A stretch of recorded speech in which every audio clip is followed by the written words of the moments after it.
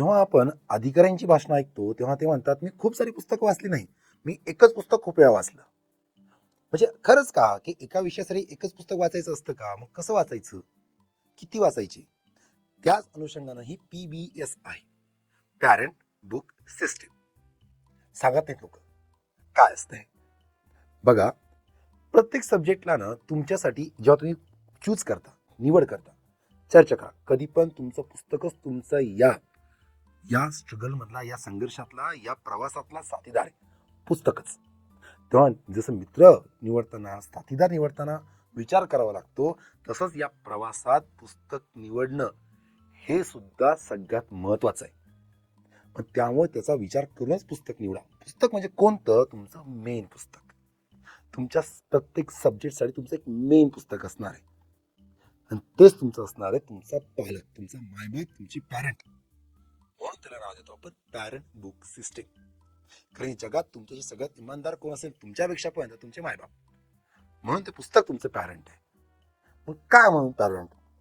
हे जे पुस्तक प्रत्येक सब्जेक्टचं आहे ना, हे तुमचं इतकं वाचून व्हायला पाहिजे की तुमचं ते पुस्तक तुम्हाला माहीत असायला पाहिजे, मागचं पुढचं किती वेळ, किती पेज, चॅप्टर. मला म्हटलं या चॅप्टरवर जा, की तुम्हाला अंदाज घेऊन जायला पाहिजे, येता यायला पाहिजे की मी एवढी घडी केली की मी या चॅप्टरच्या आसपास पोहोचणार आहे. एवढा अंदाज तुमचा असायला पाहिजे त्या पुस्तकाचा. कळतंय? पुस्तक फक्त कलर होणं म्हणजे नाही, ते पुस्तक आज जाणं तेवढंच महत्वाचं आहे.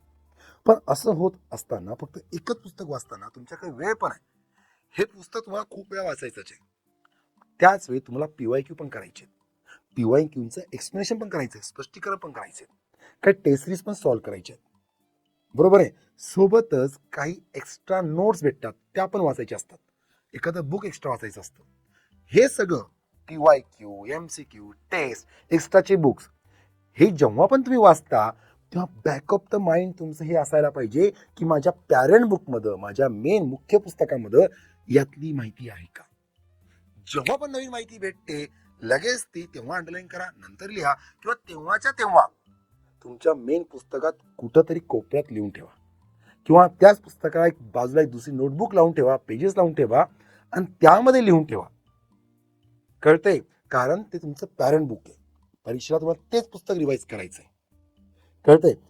होतं काय की जर तुम्ही एकाच विषयाला 4-5 पुस्तकं वाचून ठेवली आणि परीक्षा तुम्हाला मी 4 मध्ये रिवाईज करणार आहे, परीक्षेला तुम्हाला पेजेस तर चालणंच आहे ना. नॉर्मली बघा, खूप बारीक विचार केला एखादा अतिशयोक्ती वाढेल, पण रिव्हिजन जसं परीक्षेला प्रत्येक मिनिटं पडतो तसं रिव्हिजनच्या वेळेस पण प्रत्येक तास, प्रत्येक मिनिटं महत्वाचं वाटतं. अरे यार, अजून 4-5 तास पाहिजे, अजून एक सब्जेक्ट होईल, असा विचार करतो आपण, बरोबर ना. आता विचार करा, प्रत्येक सब्जेक्टला 5 पुस्तक केले तर प्रत्येकाची हळून 300 आहेतच, 1,500 पेजेस होतात. 5-6 सब्जेक्टचे होतात 8-9 हजार पेजेस. 8-9 हजार पेजेस तुम्हाला चाळायची आहेत. एकदा चाळायला कमीत कमी 1 सेकंद लागेल, 1 सेकंद कमी लागेल. 9,000 सेकंद करा, गुणाकार तुम्ही, भागाकार कराच तुम्हीच. 9,000 सेकंद, कळतंय ना. म्हणजे 3600 सेकंदाला 1 तास असतो, म्हणजे ऑलमोस्ट 3 ते 4 घंटे. परीक्षेच्या अगोदरच्या 3-4 दिवसातले 4-5 घंटे काय असतात. आणि पुस्तक घ्यायला वेगळं वेळ लागतो, ठेवायला वेगळं लागतो, सगळ्यात महत्वाचं शोधायला पण वेळ लागतो. सापडत नाही, सापडले तर होणार कॉन्फिडन्स लो, तो वेगळा.